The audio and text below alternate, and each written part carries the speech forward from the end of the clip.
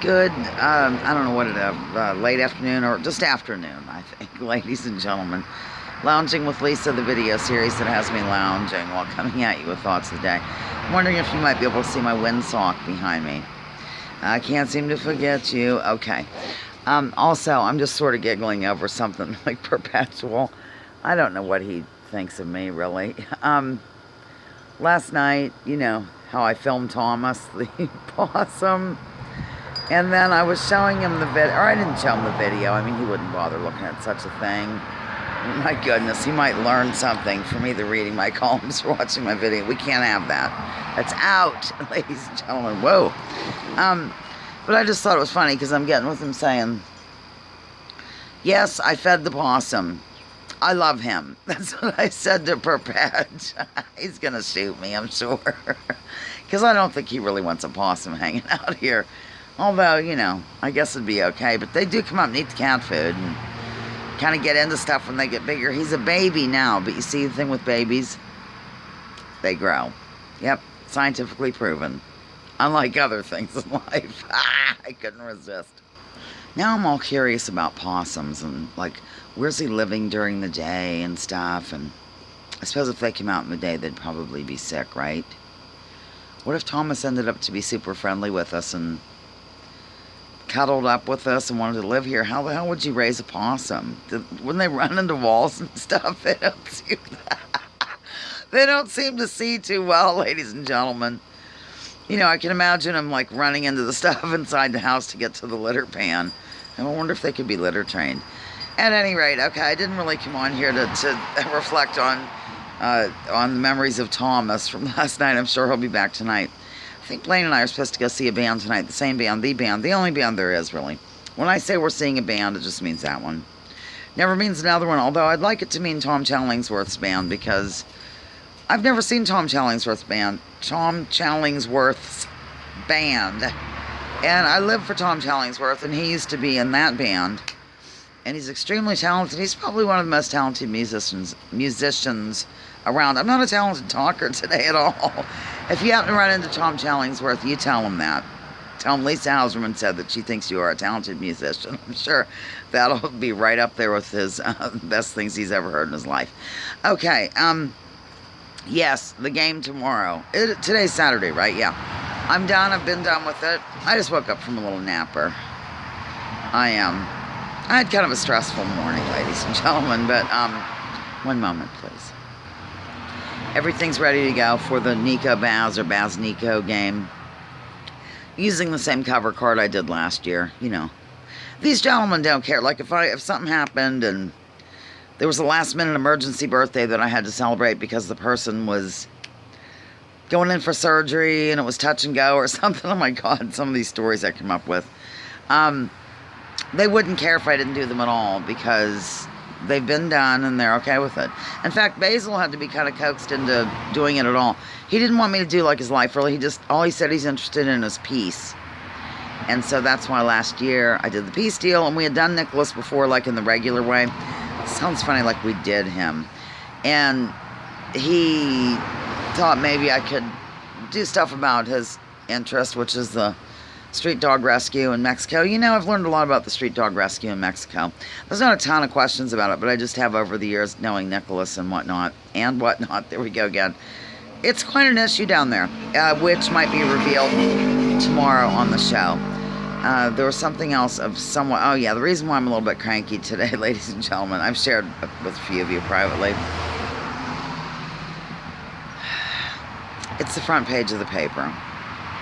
A little community news, and some of the pages within. I just can't believe what the reporting has been reduced to. Sorry, and I'm sorry if anybody who works there or owns the paper is watching this, but I don't think people tune in to read about how Joe Blow and Sarah Salisbury and Rowena Goldfarb all wore masks during the meeting, but partway through, Joe slipped below his nose and he didn't do a thing about it. And then Pastor Reynolds stood up to talk and, in doing so, removed his mask for a moment while he approached the board. I mean, this is unreal. And also there's some disinformation going in there. I'm just going to say it. I mean, what's the deal? You know, things like They are proven to be the best way to stop the spread of this. No, that's not true. It's absolutely false information. But because the boss feels it's true, it's going in there. You know, he has a weekly columnist who hasn't given up her post even though she's laid off, who has written term papers on this with resources and all kinds of different things, not pulling anything out of her arse. Doesn't matter. No way any of that can be true, because the TV told me, and none of these people would ever lie to me. I've never been lied to by the news or by the mainstream anything, and so I'm just going to believe everything I see, hear, think, or feel. Wow. Okay, well, that's how my day started, really, ladies and gentlemen. I took a few pictures of it and sent it to people, and my phone's ringing. Hold on, please. It was Mother looking for her Benadryl spray that expired in 1992 or something that she gave me recently. I think it's still around here, but I use Vicks if I get bitten by something now. Well, other than a bee. I don't think bees bite, they sting.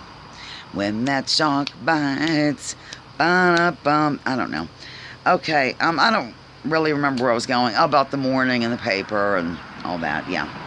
That's all. That's how I started my day, kind of. Not really started it because I got up early.